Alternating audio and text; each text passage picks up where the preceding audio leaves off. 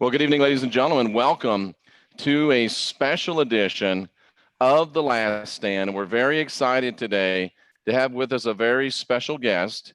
Most of you know exactly who this gifted lady is. She's been one of the leading voices in the paranormal alternative information community for quite some time. Of course, her name is Laura Eisenhower, and she's a global alchemist. She's a cosmic mythologist and an intuitive astrologist.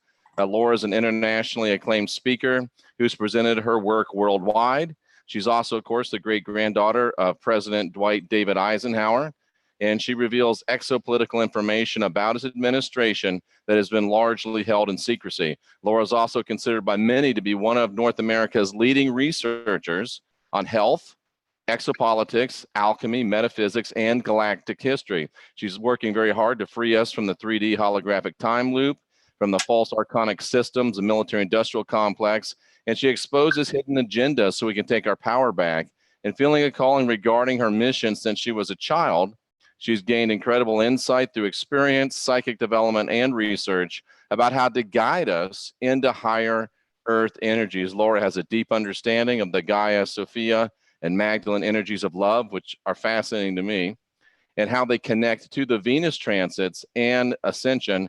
Her passion is to inspire unity consciousness and bring us back to the 0 point unified field for the totality of our divine powers. Her website is cosmicgaia.org. And with that, Laura Eisenhower, welcome so much to The Last Stand. So happy to have you here. Thank you so much for having me. It's great to be here. Absolutely. And Laura, what really jumped off that page to me is the enveloping and the understanding of the cosmic Gaia and the Magdalene energies. We've been so long into, the strong male energy. Does it necessarily mean we have to knock down male energy, or is it more of a balance thing in your opinion? Oh my gosh, it's totally balance. And Amen. A person has to be really careful of knocking down the male energy, because patriarchy isn't the fault of the masculine. It's a programming, and it's impacted both sides. And if we don't respect the fact that it's a programming that has, basically targeted both sexes, the target is to create imbalance. So we got to look at what the results are, what it was aiming to do, and not play this blame game or this gender bashing, or, use the need to have the feminine come back into power as a way to stomp on the masculine. I've never agreed to that. The thing is, if we're transparent and we can look at where some of these programs have been detrimental and look at the symptoms of them with, love and respect and compassion, there's so much to be healed. And one can't take over the other. It never works that way. It never has. Absolutely. No doubt. I know Jay has a lot of good questions prepared. And I just wanted to ask you on a personal level, I know that many people consider your great-grandfather to be probably the last real president of the United States. Now, how do you respond to those type of beliefs? And what's your overall impression of the man that you knew as your great-grandfather? Well, I feel just an incredible affinity with him ever since I was a child, and I felt his presence. I feel like he knew that I was really tasked with a certain mission to bring to light a lot of things that happened during his administration that other family members have not been able to bring forward, or maybe they just didn't know. There's certain events that took place in my life that really gave me some inside information to help me to look at all these deeper layers of the military industrial complex. So I've always felt like we've just been allies, and we've worked together for a really long time beyond this lifetime. And I've gotten so much confirmation about it, because it's nothing I would say without maybe having some level of confirmation, because that's kind of how I do my research too. I need more than one source before I speak on anything, and it has to resonate. But literally, I've been close to him my whole life. And Carl Mollison did an amazing channeling where he mentioned me a lot, and you can find that online. And the work that I'm doing, and things about light workers and the disclosure movement. It's one of the most profound interviews or channeling that I've ever heard. And I kind of am very wary about channelers, right? I'm just careful with them. But it talked about things about our hidden history that you just can't bring in unless it's accurate. It's talking about the Anunnaki and all these different things. So I'd love to get that to you guys and see what you think. But when I hear people say that, it's great, but I hear everything. I get hate mail because I have any. Oh, I'm sure. Yeah, and I've heard every rumor under the sun, and with as much neutrality as possible, I have, sought answers and sought, truth in, all of this. So a lot of my presentations are about things that went on in the administration, and doing this for so many years, I've uncovered more than I ever expected to see. And a lot of the things with a lot of us who do this research, whatever it is that we research, you're not going to stop until you know that you found the truth, because there's certain things that I would read. I'd be like, okay, I'll talk about this, but this isn't the whole story. There's more. I know there's more. And that's the curiosity of somebody that's, on a kind of a treasure hunt. You just part of the instinctual thing when you're, tasked with a mission. And I found out some extraordinary things that I have integrated into my presentations about the ET government treaties and all these different things. I really feel like I've gotten to know who he is as a man and as a spirit guide. And I even stumbled upon a clairvoyant institute that I went to for 2 years. I didn't really have a plan on doing it, but I wasn't carrying the last name at the time. It's a part of my legal name, but I was carrying my stepfather's last name. And the minute I walked in, they said, Eisenhower's here. Yeah. They said, and then I came up to them. I said, did you know that I was related to him? I mean, like, I don't use that name. You don't even know who I am. They're like, oh, no, that's a spirit guide that came in with you. And they're like, they were putting it all together. And I've had so many instances of just this acknowledgement of our connection. And I was told too that I was his spirit guide during the Second World War. And I'm like, okay, I take that one with a grain of salt. But right. I feel an incredible bond with him. And he's definitely one of my guides for sure. Well, he's definitely was an extraordinary human being, and we can see more of his extraordinary work being continued in your life and your work as well. Jay, jump on in here with some of those great questions that we have for Laura Eisenhower. We're going to certainly give her the opportunity and the freedom to share whatever comes into your mind, Laura. Don't let us get in your way, please. This is all about you. Oh, definitely. And so, Laura, I want to say this to you, and I mean this. This comes from my heart, not from my brain. I'm profoundly humbled and privileged to be here speaking with you today. I know Jeff feels the same way. I know that the audience feels the same way. You definitely resonate a different vibration, a very, very resonant frequency with the majority of people in our community, whatever we call ourselves or label ourselves today. So absolutely, it is an honor to speak with you. I watched your entire 3-hour dissertation yesterday. I didn't watch it all yesterday. I watched some of it today and yesterday. I spoke to Neil.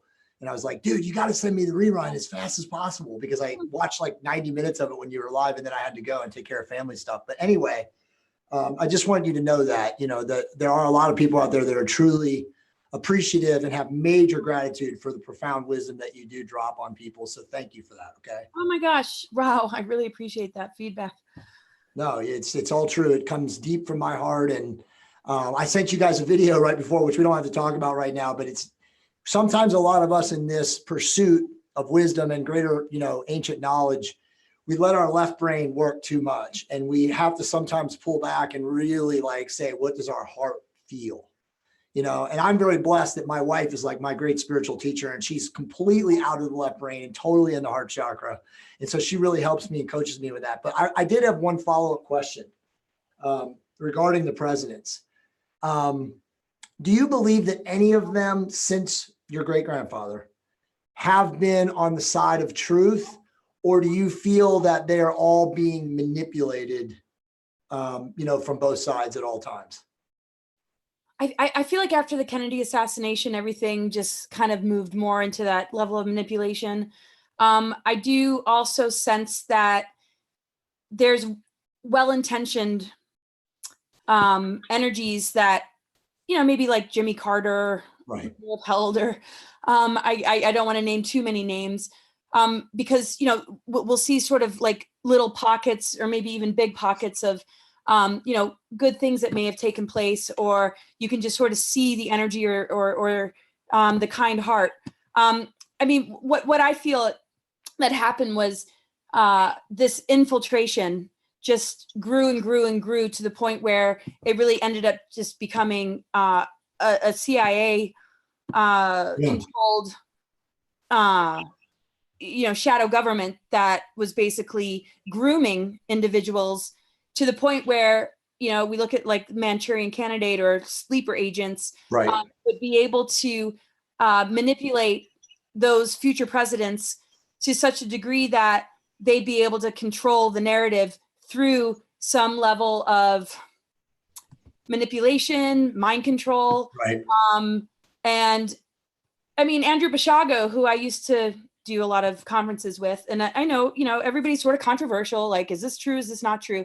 But I've known him for so long and heard his continual articulation and consistency connected to Barack Obama, who was originally named. He was a jump agent to Mars. Who was in the training program with him in College of the Siskiyous in Mount Shasta area. And, then you look at others and the Bush Clinton dynasties. Right. And I'll stop there. Hopefully the audience are well enough informed to put the rest of the pieces together. But I mean, and I feel like that's even heavier as far as timelines go and things that were prepped way before, this massive infiltration of the military industrial complex and all these things that we saw after the Second World War. Like, those bloodlines go way back. But maybe certain well-intentioned individuals that appear that way to us were somehow groomed or maybe targeted when they were young. Andrew Bashago was talking about just some of the briefings he had and my pre-targeting, to work with him. And I was going to run with him supposedly as his vice president. So, I mean, there's weird stuff about that. And of course, I'm never going to go along with any program. And I'm kind of like that. So it gets me digging into this information. But yeah, I think after the Kennedy assassination, that really showed here's where the line is drawn. We're not going to have a person in the position of presidency that's going to take down the cabal.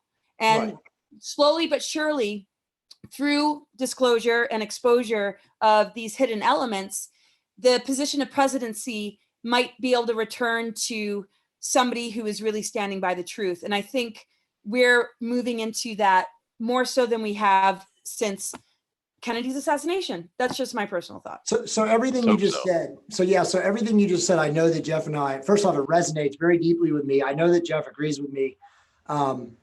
We just did a very profound podcast last week with Gerald Clark, and Gerald Clark has some questions for you, which I'm not going to give you right now because I want to get more into the narrative of how we go with this. But Gerald said, when Jeff and I asked him, how deep is the CIA's control of everything? And he literally stopped and said, I don't want to tell you that answer because this is a show about positivity. Right? I mean, so I think we all have to understand that there's black, ceremonial ritual magic that is all over the world. And it takes someone who is doing inner work and doing, what is necessary, practicing the teachings, practicing love, service to others, kindness, all of those things to be able to avoid that frequency, because that frequency is so prevalent. So I agree with you 100% on all of that. So the question, I think the first question that we have relevant to what you just said is, so where are we right now? And I want you to give like a really high level, big picture summation of what's going on right now with the earth, are quote unquote various members of the cabal being indicted? Are they arrested? Are there military tribunals? Is any of the stuff that David Wilcox and many other people now are saying, anonymous videos just came out, as we talked about before we went on air in the last 3 or 4 days. Where, in your opinion, do you think we sit right now on this day on, what is it, January 13th? January 13th. Laura, before you jump into that, let me ask just one more quick question, tying back to where you talked about the rise of the sacred feminine and the Magdalene energies. Do you think it would have been any assistance in that regard had Hillary Clinton been elected president as a woman? If there would have been any assistance in that regard? Yes. Like that would have heralded some sort of power of the feminine? Could it have potentially? I think a lot of people got duped by the thought of a female president without seeing through who this person really is. Right. I agree with you 100%. Yeah. I mean, and that's the most dangerous thing. And I've been, I tend to not smear people. I tend to try and share my political views without revealing too much about what I support, what I don't support, but, sort of more bigger picture type conversation. And I knew that I had to call her out. And I have been for years. And it was very uncomfortable because I don't want to play that, that role of, choosing sides or I don't want to be misunderstood. It's not even about parties, not about Republican or Democrat. We're talking like the Bushes and the Clintons, they're Democrat, Republican, and they're walking the same line here. It has to do with cabal. It has to do with Illuminati and this takeover, a new world order agenda that needs to be called out. And we're talking crimes against humanity. It's not political opinion here. And I like to put that to the side. I respect everybody's opinions. Sure, I have my own, but what I fight for is about, we're in this battle of good versus evil. We've been in the tree of knowledge scenario. And the only way to really get out of it is to expose what's really going on. And I know enough about her from victims that have gone through, their thing with her, to know that it needed to be called out, and to at least encourage people to do the research and see all these different things. And you can't find that on a lot of people, and there's just too much evidence. So as far as the feminine energy goes, it's really about the planetary consciousness. I know you heard my talk, which is very much about that. And a man can vibrate in that understanding just as much as the feminine. So we have to understand that when we're looking at leaders, we can't just choose it based on what we're looking at. We can't just choose based on a surface thing because we're triggered because of patriarchy, where we're going to lose sight of something, going on behind the scenes that are playing us. Because the thing is, the whole divide and conquer agenda is also to promote the solution in a deceptive way. So if those same controllers created this imbalance with patriarchy, then it's going to be perfect to introduce a woman to become president, because everybody's going to be like, well, thank God we've all, progressed finally as a human race. We must vote for her because this will really prove that we no longer are in patriarchy. And that is a total deception, because that woman is not the representative of what she appears to be. And that's all I can say, really. Great answer. So where do you think we are right now as a human family, and in this whole ascension, quote unquote, process? I think we're in a really great position, but we're in a massive purging. It's very uncomfortable. It still feels very heavy, but we have to understand that we wouldn't be able to reach these higher earth energies without going through this purging process. There's a lot of false ascension propagandas out there. There's a lot of things that might have skirted over what needs to be dredged up. And so, yes, it doesn't feel all light and advanced and clear as one might think ascension is, but it also isn't New World Order, and we're not all sitting in FEMA camps. So, I don't think that they thought we'd get to where we are at this stage in the game. So the fact that none of those extremes have happened is more of a good sign than having something happen so rapidly without being able to turn it over and look at the belly of the beast and see what's been running the show this whole time. Right. Because how can we possibly authentically ascend if we don't look at the things that we've attached ourselves to, including programmings, Right. The things that have been manipulating weather, the crimes against humanity, and all these, covenants and blood covenants, happening in Hollywood, happening in the political sphere. There's no way that we could advance ourselves without having that stuff come to the surface. But that's like detoxing. When we detox on a physical level, it's gnarly, maybe throwing up, breaking out in a rash, getting really sick, and that's when everybody's like, oh, it gets darker before the dawn. But, that metaphor almost is like something needs to be purged before the light can come in, because we can't possibly authentically ascend without all this stuff happening. So I'm seeing more and more indication every day. I mean, just seeing the Bob Lazar documentary and having Larry King interview those guys. Yeah. And Larry King's like, we all, so many of us believe in ETs. What the heck is the government trying to cover up? Yeah. And the fact that came out of Larry King's mouth, that's a huge step. That's amazing. Right. So these conversations are coming out. There's tons of videos about ritual abuse, victims coming forward, books being written by victims. So I think, it's uncomfortable. And there's a lot of battling between opinions, and this is false, this is true, disinformation or not disinformation, and a lot of lower level egos, at battle with each other, but that's going to exhaust itself. And I see something beautiful emerging. And I think myself, just having this lifelong mission, I feel energetically like, phew, like I feel relieved that we are where we are right now. You're vibrating at a very high rate. You're vibrating very high right now, Laura. That's awesome. I'm talking really fast, but yeah. And I love hearing that. With all the doom and gloom that we sometimes hear, it's so nice to hear a positive, optimistic outlook. It's not that everything is rainbows and unicorns, but there's a lot of work to do, a lot of purging to be done. But I 100% agree with you, Laura. We are on the right path, and I'm feeling very optimistic and very positive along with you. Me too. Let me say this real quick to you, Laura. I agree. And I had an amazing day today. Like, I accomplished so much. It's just, with all the, like you said, the heavy stuff going on in the background, I feel that people of a certain awareness and consciousness level are still doing amazing and are manifesting whatever reality we want, you know, from a positive timeline standpoint. I see, to what you just said, I have to agree. All of it's true, because if the cabal was having their way in any way, and so the balance of power was 51% dark and 49% light, there would be more stuff going on from a negative standpoint. And you kind of already intimated, you know, with all the horrible crimes against humanity, you know, the molestation and the rape of children and sacrifice and all of this stuff that we know about and is behind the scenes is slowly coming to a head. I also want to ask you, though, is the reason that it's not tipping is because of quote unquote benevolent, galactic, you know, ETs, interdimensionals, angelics, whatever? Are they preventing the collapse right now at this point in time, do you believe? I mean, I feel like there's sort of management teams that are trying to guide the process forward. You know, when you withdraw from something, I mean, when we look at even drug withdrawal, the withdrawal can kill you, you know? Right. So, and when we look at, if we brought in the ascension energies too quickly, because they're available, I mean, this is a cosmic and earthly event. Sure.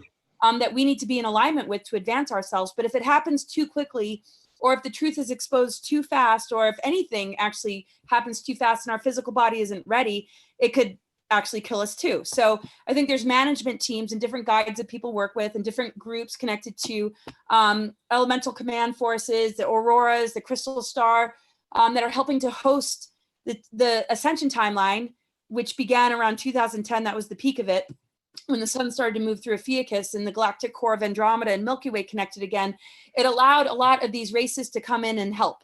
Right. At the same time, like, you know, they're kind of in their own struggle. But when we look at some of the sphere beings, and I'm not talking necessarily about the ones that Corey talked about, but some that I understand through other sources as well, that could be the same ones, I can't say for sure, are really huge, the size of like Jupiter. Right. And they're not even like ETs, they're like major energy balls that have to plasma balls. Buffering. Yeah, that have to do with buffering some of this intensity right now, but are also a part of like helping us to acclimate in a pace or at a pace that most of humanity can manage. Because you know, leadership means that you're willing to hold the hand of the slowest hiker. You know, metaphorically, like if you're an expedition leader, you have to make sure that you have your eye on the one that's the slowest, right? And move at that pace, even though most of our nervous systems are going nuts, because I think that we are like, come on, well, isn't the energy supposed to be super high right now? And then it's like, okay, just wake up in this heavy density still, because we want to bring as many along as possible. So there's that too, because we are a part of those guardian races, you know, us as humans that are willing to look at the truth. So I hope I'm not getting too off track here with your question. No, you're good. You're good. So we can get a little impatient and want to get it all done now, but that would incur leaving some people behind, and we don't want to do that, right? Right. But, you know, at a certain point, bifurcation more than likely is going to happen, because the thing is, the information's out there. It's no longer about what's hidden and what's in secrecy. Everything has a light shown on it. And now it's up to the individual to lift the veil, their own personal veil. Because everything else is available. And now it's up to us to choose, are we ready for it? And also, are we ready to know ourselves and get into our divine center, so that our BS meter can have the discernment to know what is healthy and good for us and what isn't. That's very, very well said, Laura. The bifurcation is something, if we can talk about that for a second right now, because I think, and this show is always positive, but I think a lot of people become fearful when they think of their relatives or their close friends or loved ones who, quote unquote, are not awake. And we all know many of these people. But as we say on the show, Jeff and I talk about this all the time, it's almost an act of spiritual violence to attempt to wake people up, right? All we can do is share our truths. And if they resonate with that person at that particular date and time, then that's great. If they don't, it's not our job to say, dude, you know, you're asleep, because we know the majority of the population is still asleep. And again, I think it's changing fast. I think people are waking up. Gerald Clark told me something today about an older, his wife's dad watching our video. And he's like, and now he's reading Gerald's books. So there are people that are waking up, but your thoughts on that, the bifurcation, what will happen at the ascensional process, whenever that may or may not be, for the people that are not, quote unquote, to the level where they need to be to ascend? Well, I mean, it's a good question. I think we all have our own pictures about it. And I can't say that what I see is going to override what anybody else sees. But, if we've been in this field long enough and we've had our attention on it long enough, we can, just maybe offer it as a possibility, based on an intuition that's been exercised enough, kind of on the treadmill of the spiritual gym. Sure. It's just not, an idealistic thing necessarily, because I've always believed or known in my heart that you can't destroy the organic ascension timeline. It's up to us as individuals, to recognize the dangers and the traps. So we have AI breathing down our neck, 5G, transhumanism agendas. Our skies are still being sprayed. So witness to these other potential timelines that are artificial timelines that would lead us into like a phantom earth that is more about almost like being on a life support system where, we're talking drones, we're talking supercomputers that are basically running us, and our consciousness and our soul energy is no longer there. So any individual that buys into the programmings or is still getting siphoned into like belief systems that take one further away from their sovereignty. Right.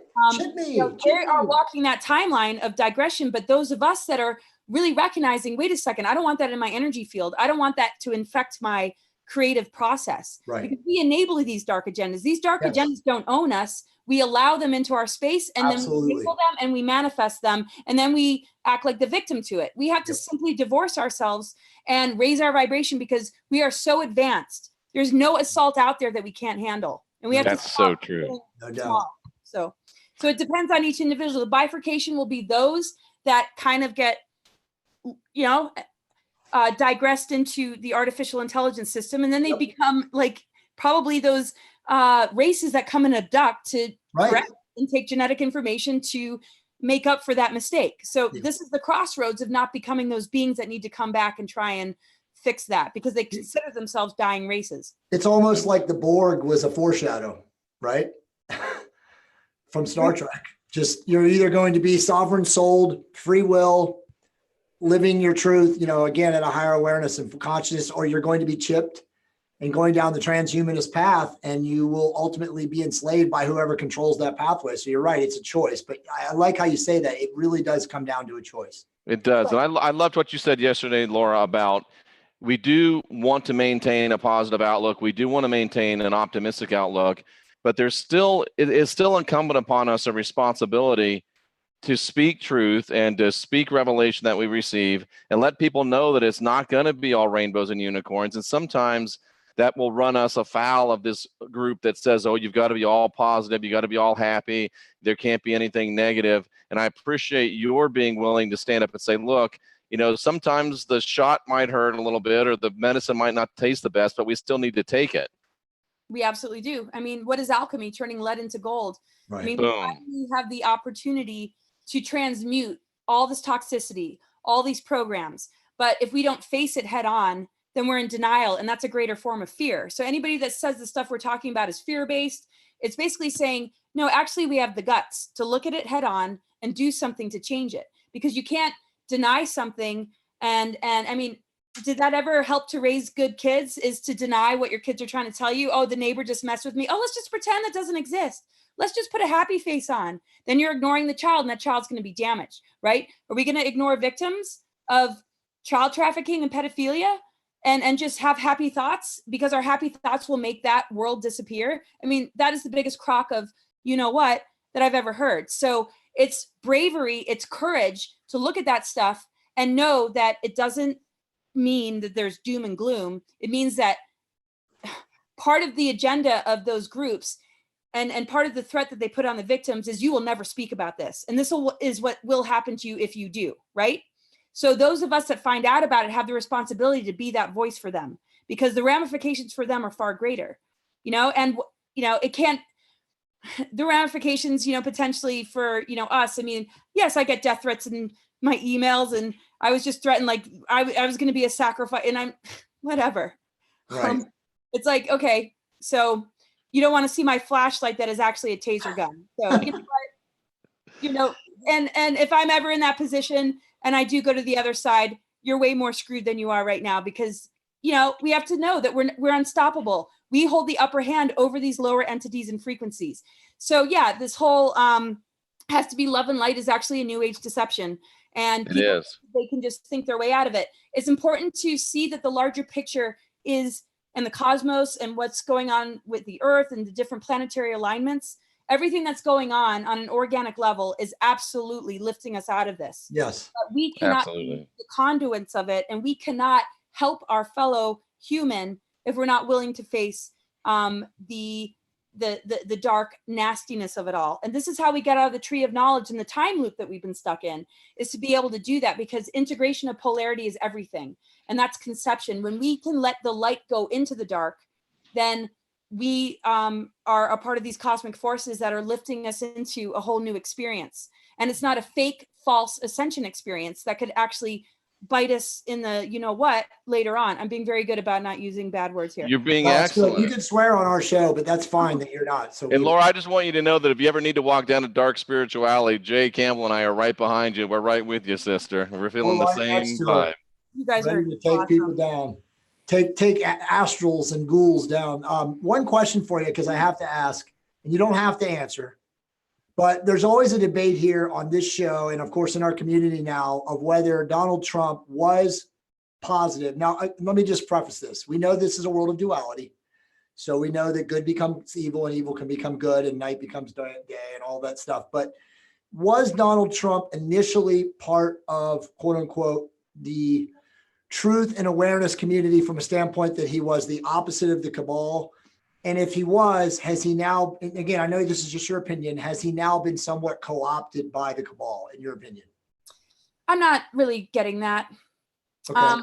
I know those efforts will be there. And, you know, sometimes a person for forms of protection might have to keep enemies close, right? So when people say, oh, he said this about so-and-so, it must mean he's aligned with them. I mean, we got to kind of look a little deeper. And that's what's so important about developing intuition during this time. Because if we just react based on the surface stories, that's really not enough. We have to, you know, listen to insiders and just, you know, really see the changes that are happening and, you know, forgive certain aspects of him that aren't like an enlightened master. Okay. He's human. Okay. And he had a lot of money, and of course he's going to have a lower male energy. Okay. But look at what he's up against and look at the change that's happening. We're talking indictments. We're talking like, this is the first time in our history that we've seen so much exposure of things that are horrifying for people to even begin to accept. That's why they can't accept it. I feel, I mean, as much as I try and track it all, I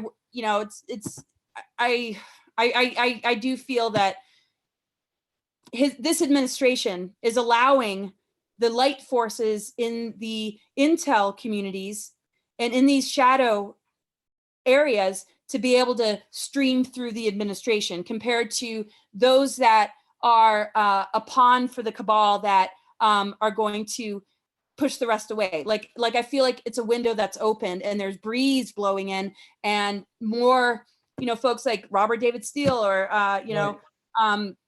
what's that guy, Mike Adams, you know, and some of the information of those dots that are connecting, that are coming through, and Q drops, has more of a chance to breathe with him in the administration. So we can't just look at it as Trump all by himself. Right. Got to look at it, you know, yeah, he's in a tug of war, just being in the position that he's in, but at least we're feeling a breeze, metaphorically speaking. That's a really good answer. That's a really good answer. It seems like, and I know Jeff and I were both major Donald Trump allies and supporters when he first came into office. And then in the last 3 to 6 months, we've been really connecting with David Icke's book, which is an amazing book. And his, you know, argument or angle is that Trump is supported by select high-level Zionists who bailed him out a long time ago financially. So it's really difficult to interpret like the moves. I think what you said is like the best way to see it is that if the forces of light are involved in his administration, then it's going to go back and forth, because as you said, and we know this, right? The government is so contaminated with dark forces, and has been, as you said, with the CIA and other alphabet agencies for so long. It's really hard to understand like who's on what side. But I like your angle of like the higher level, quote unquote, white hat intelligence agencies, not just from the United States, but from globally, kind of working in coercion really with each other to see that the quote unquote forces of light, you know, make stuff happen right now. And I think that is what's happening. But just a follow-up question, because this is what people hit me and Jeff with every single day. When are people that are responsible, quote unquote, as the powers that be in the cabal ever going to be actually brought to justice in a public way? Or is that never going to happen? It's always going to be behind the scenes. Well, I think right now there are potentially, and this is based on what I've heard, and I can't say I have a fixed belief necessarily, that there have been executions that have been presented to the public as organic death, cancer or this or that. Right, Bush Sr. and McCain. I was just going to say, I'm not going to name names and you just name them. That's perfect. So Have no fear. Jay does that a lot, Laura. I love it. I mean, I wouldn't have minded, saying the names, but, Harry Reid is another name. Great. That we're not going to mention. My sister, did you hear that? Yeah. Awesome. I'm just saying, there's. I'm just saying. I'm with you, baby. Whatever I say is just what's just out there. I got it. So, I mean, I think it will become more public, but there are like arrangements and agreements because we're not just dealing with these light forces in these intel communities. We're also dealing with something on a galactic scale that is possible now that wasn't possible before. So, there's guides and guidance and, things that are working its way in that is creating sort of a ripple effect and sort of, we saw the virus of what happened after the Second World War completely infiltrate the secret space programs, the defense departments, the government's military industrial complex, and on and on and on. We see it in religion. We see it everywhere. Just infiltration of even well-intentioned groups that just, a lot of religions. I mean, the list is too long, right? Of this infiltration. Now we're seeing the seed of light beginning to infiltrate. And it's like the immune system of a body being able to really finally fight the disease. And it's coming from multiple levels because, we can't really look at our immune system when we look in the mirror, right? We can't really look at our soul. So, but we have a world soul and we have a galactic immune system that is representative of many higher and benevolent beings that are really able to work on a different level than they were before. They would have done a lot better if certain things were different, during the shift from the Second World War to now, but it's all coming, back around. So what's awesome is there is a lot of that, kind of expression that is coming forward, and it can only really grow because at this point you can't have this dark seed be able to emerge again without a multiple amount of individuals calling it out. I mean, there's no false flag that can happen without hundreds of people blogging all the reasons it's BS. Right. I mean, and it's the minute it happens, it's like even the Ebola meme. It's just like laughable. It's like everything that they're trying to do to control humanity, almost like an experiment, really falls short. Right. And where it used to really infect us and really bring our energy down and lead to like further infiltration of like archonic forces, most of the time everybody's laughing and making fun of them with all these different things, on social media. And it's just kind of like, you can't fool us anymore. And so that is a ripple effect. Some people, will still be in opposition and they'll hang on to what they bought into for dear life. But deep down, that soul in them is way more benevolent than they realize. They're just standing for something that they're ashamed that they bought into and they attach themselves to. And so we got to not do this sheeple thing or they're asleep. We need to support them and help them to knock that final layer off, so that they don't feel embarrassed for being like, wow, I spent my whole life working for this thing that I believed in. A lot of people are so afraid of admitting they're wrong that their ego will not let them take that next step. And we need to not do the very thing that the old paradigm did, which is continue duality by just looking at them as less than. That's not going to work. That's a great point. And one of the great things I think about President Trump, whatever you think about him personally, what he is or what he isn't doing, just the very fact that he has raised this whole fake news paradigm and exposed this fake news reality to such a high level where now everybody knows that the mainstream media is fake and it's not true. And just that, Laura, helps keep that window open and opens maybe up another window to allow even more breeze to blow through. Just breaking through that paradigm of this monolithic, godlike media. Now we got a guy that at least says, they're fake, they're liars. And that helps, I think, in a tremendous amount. Yeah, I can't deny. I mean, and I'm all about, balance and I don't like, lower, behaviors, and I don't necessarily agree with anything, but I mean, if you're really tuned in and you can't notice the positivity and the breakthroughs that are happening right now, and it's still this battle between right and left. I mean, you got to really step back and like ask yourself, you know, am I being played here? Because it's really not about that anymore. And if we really look at, you know, moving into a more advanced culture, and we look at the symbology of right against left. I mean, isn't that like our own brain at war with each other? Isn't that what this whole creation is all about? Is us really battling ourselves? I mean, what is this division that we're experiencing is that our oneness is in chaos instead of unity. And it's not about us all being the same. And what I say over and over is oneness is diversity in harmony. And we can accept that we're all different from each other without having to go to war about it. I mean, that's ridiculous. If you step back and look at it, we all came from the same mother. It's like having just a truly dysfunctional global family. And each one of us needs to play a part of being the healing force of reconciliation so that it can weed out the darkness. And we have to be flexible and not hold on to the attachment of wanting to believe in somebody. That's some form of idol worship that you don't need. You know, we'll defend them, you know, and that's what spiritual gurus and some of these new age people that put themselves in those positions, you know, and then all these claims of abuse, you know, come forward.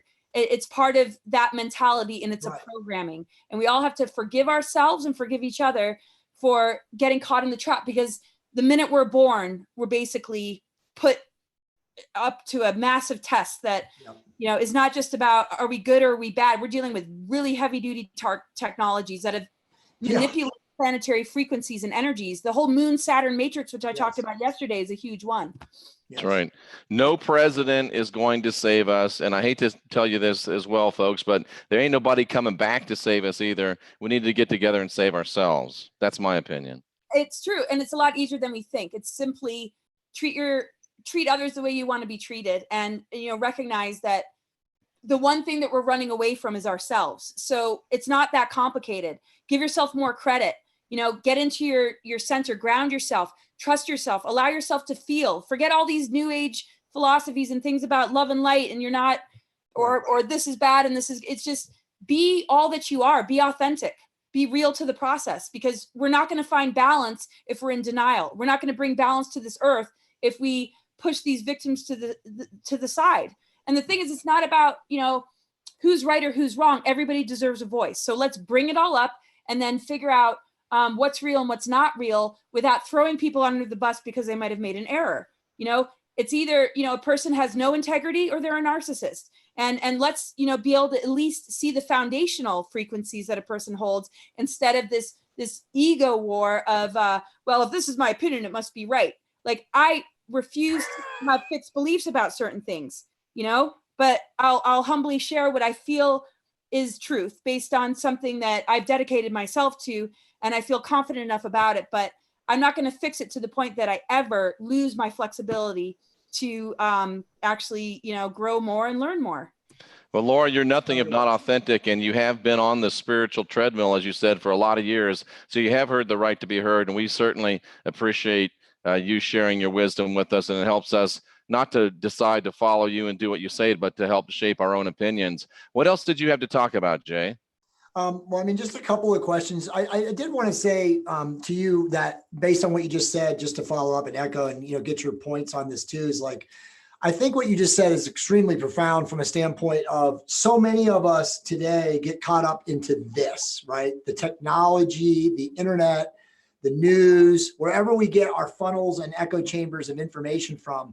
And it becomes such a primary focus in our day-to-day life. And I always tell people, and especially I live this by this mantra, that you have to create your own routine, you know, whether it's a morning routine, a mindfulness routine, you know, you do the inner work, which is meditation or yoga or, you know, spiritual healing like sun gazing or being in nature, tapping into the earth's energies. So many of us lose focus of that, Laura.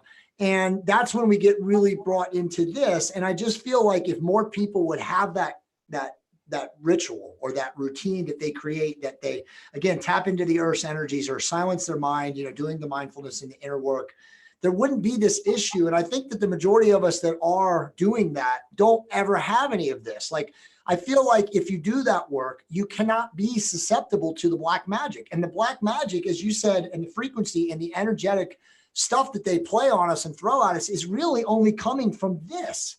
So if you limit your exposure to all of this, you're not going to have these issues. But so many people, Laura, are hooked. Like, think of young men. They play video games 12 to 14 hours a day.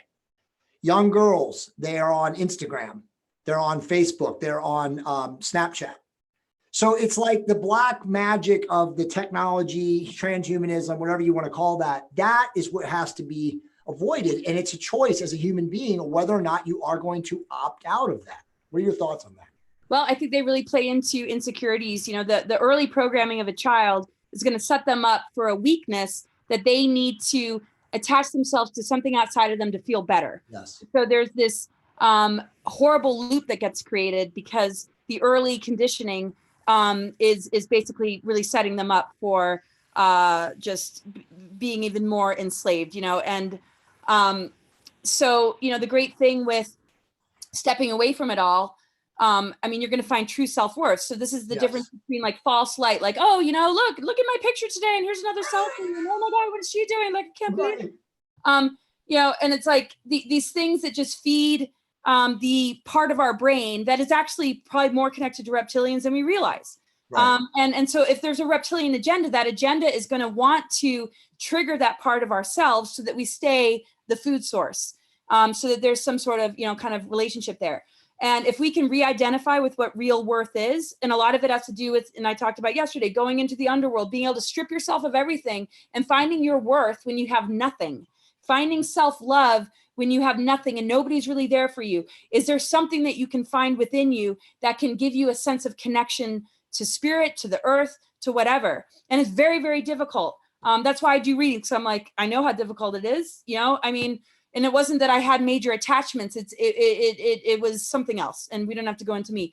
But the thing with stepping away and connecting with nature is these dark technologies are only running on our battery. Absolutely. They're harvesting technology. They siphon our energy. Absolutely. And they wouldn't work if they weren't stealing. So when we call our energy back and we can actually do something healthy for ourselves, then we're that one piece that just stole from HARP, or stole from a directed energy weapon, or stole from the Nephilim reversal grid, or the diotic crystal that's, you know, all these things that are infecting the earth grids too. So we have to understand that the cabal wouldn't have power unless we gave it to them. We're dealing with a parasitic system, and the dark technologies that are creating this possible technological nightmare scenario is basically energy that we have given. It's almost like casting a vote.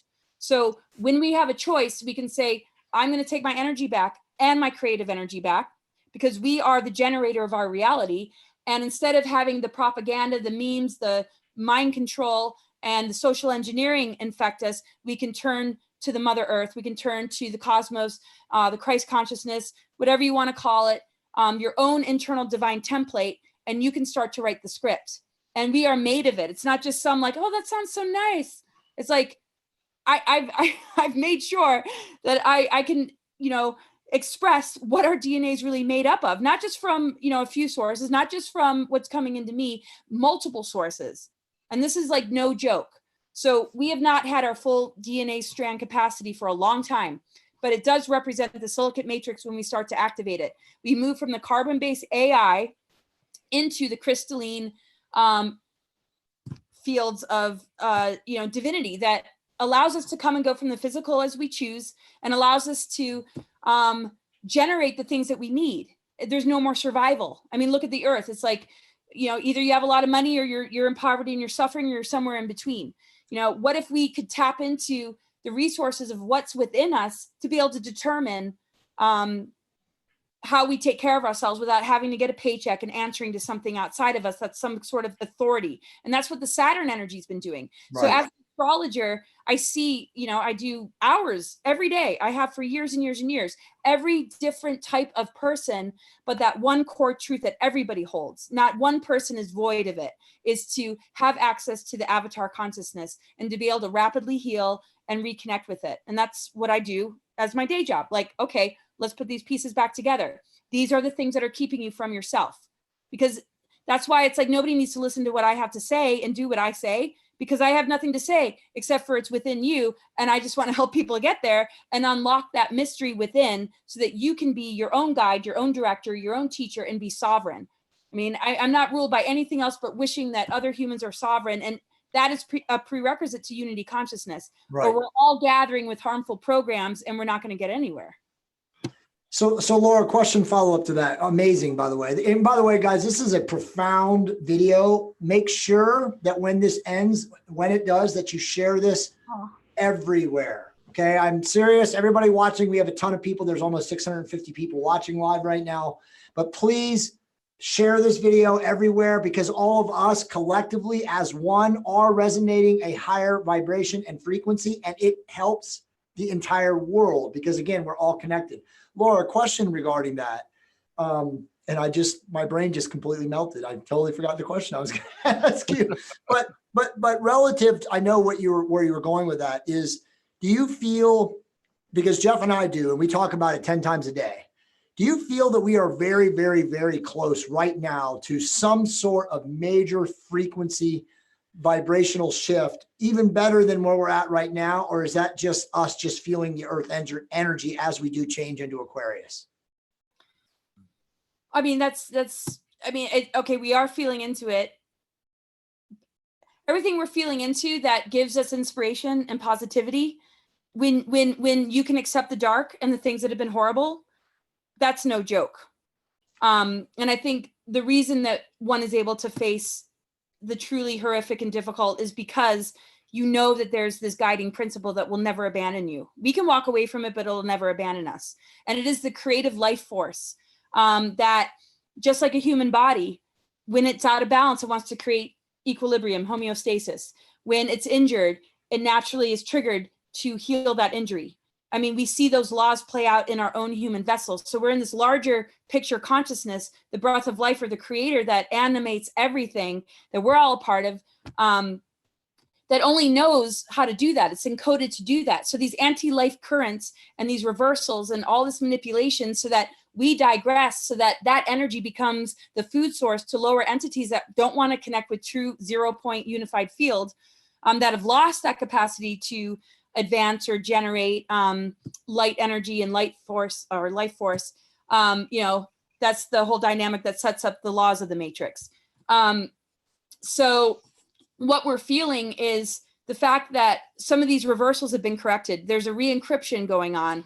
A lot of advanced races are helping us, but we have to realize, there is no real such thing. And I said it yesterday, and I know you guys heard, there's really no such thing as alien unless it's foreign because it's artificial. Everything else that's ET and benevolent is a part of our multidimensional body. Right. So the higher and higher groups that are helping us are a part of our own self helping ourselves.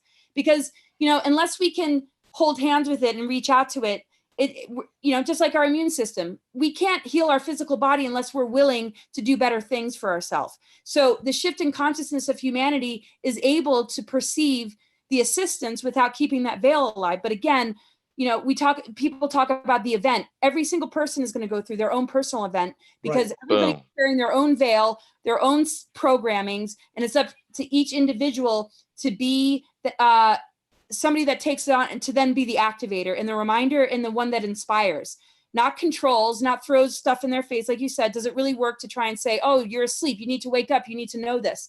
If we can just do this for ourselves, our frequency alone will throw people into a growth period.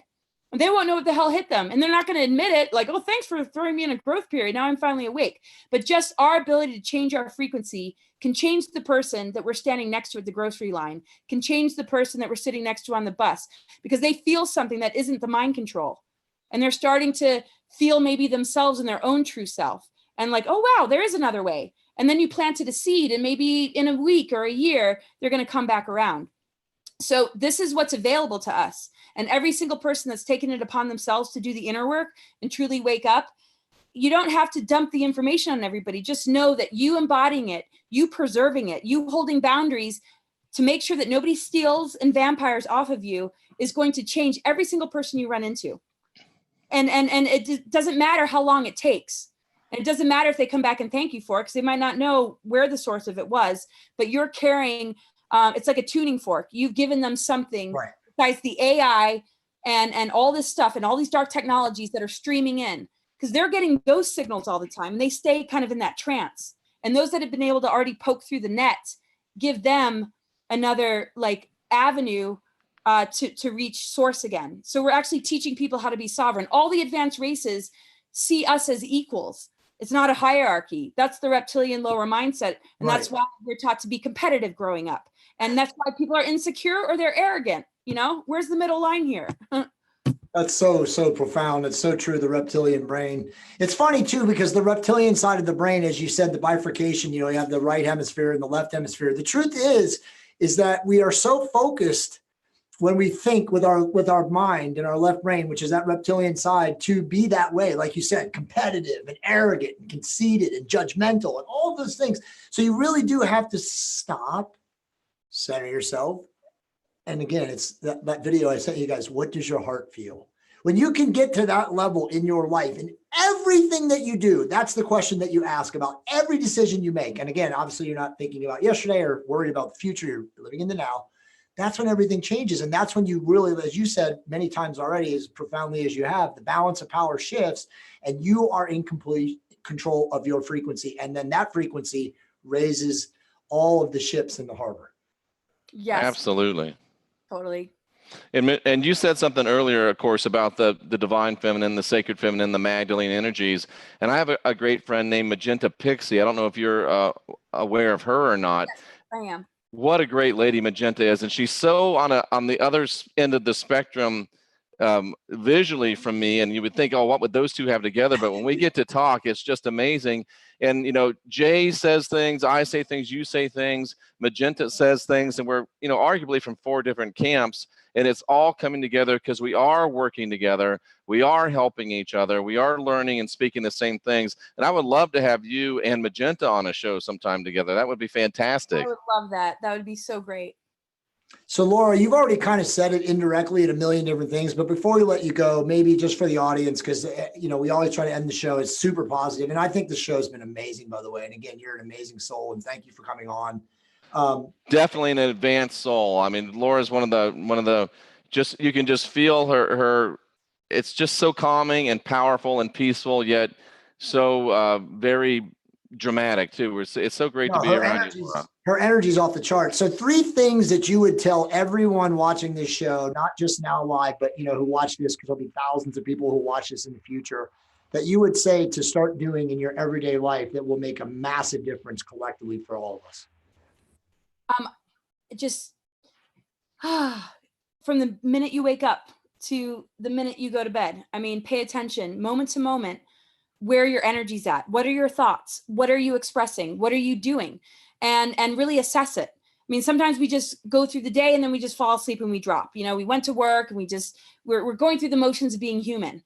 So let's go through the motions of being soulful and connected and aware and pay attention moment to moment of what doesn't feel right, instead of just doing it because we're just operating, based on, a program or an expectation, or this is what we are taught. Isn't this what being human is? And just step back and say, well, what does it mean for you? What is authenticity? What is sovereignty? It's being free, And so in that, and okay, we're in a world of a lot of diversity. So whatever you want to change, if you're afraid of taking a risk, I mean, look at the world around you. I mean, look at all the different stories.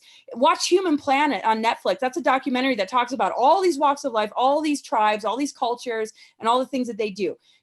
Blow your mind out a little bit and just see all the things that we can do as being human to get the ball rolling.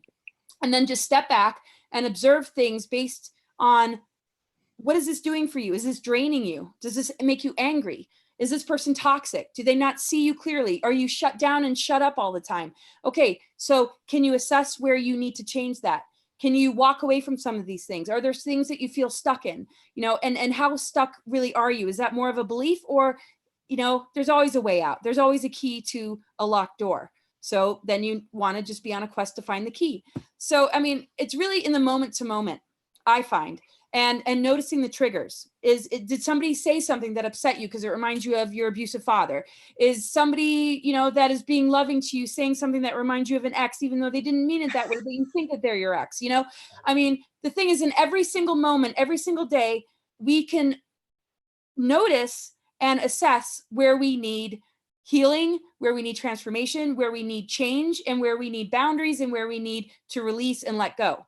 So maybe keep a journal and just pay attention, because your own personal process and your life experience is a greater teacher you're going to ever have. And when you can really listen to the messages and the signals and the signs coming through, and you give it the respect that it deserves, you're going to start to generate a greater sense of knowledge. So the tree of knowledge is self-knowledge, not outer knowledge. And when you get that, you're going to start to advance yourself. You're going to start to activate your dormant DNA.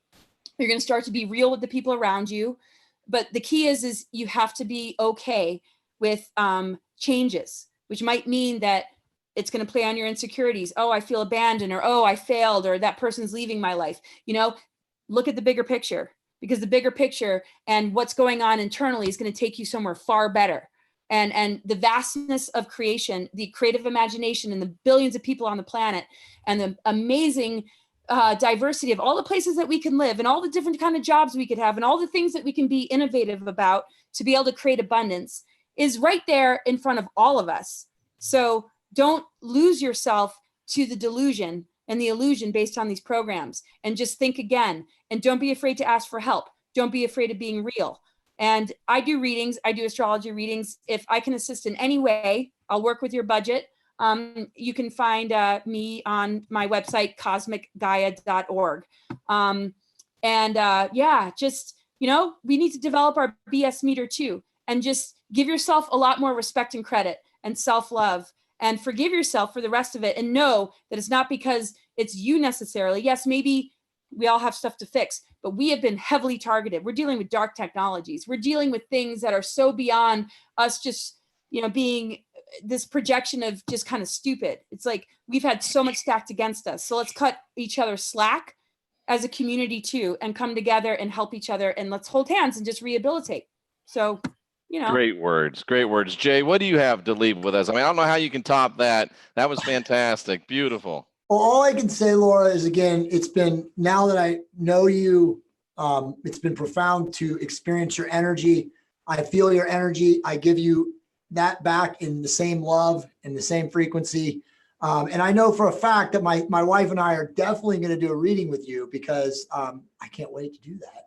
And I highly recommend everybody that's watching today, reach out to Laura, in the way that she said, which is the best way to communicate with her, to do it yourself. Because I mean, again, this type of energy can only help each of you guys in your path. Absolutely, 100%. I'm definitely going to avail myself of your services as well, Laura.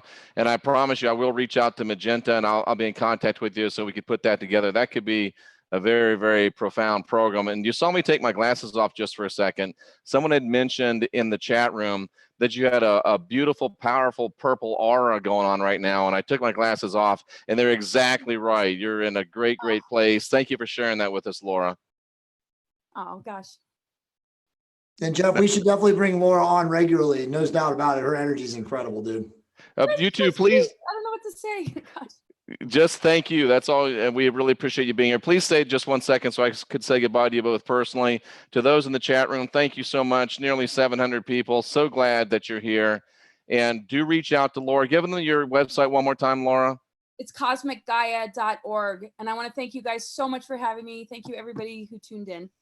Absolutely. We love each and every one of you. We speak favor upon your lives. And remember, we're the last generation of real humans. Let's get busy. Guide your own spirit, master your own ascension, and be your own guru. For Jay Campbell and our special guest, Laura Eisenhower, I'm Jeffrey Daugherty, reminding you to go forward, and you are already on the winning side. We'll talk to you again real soon.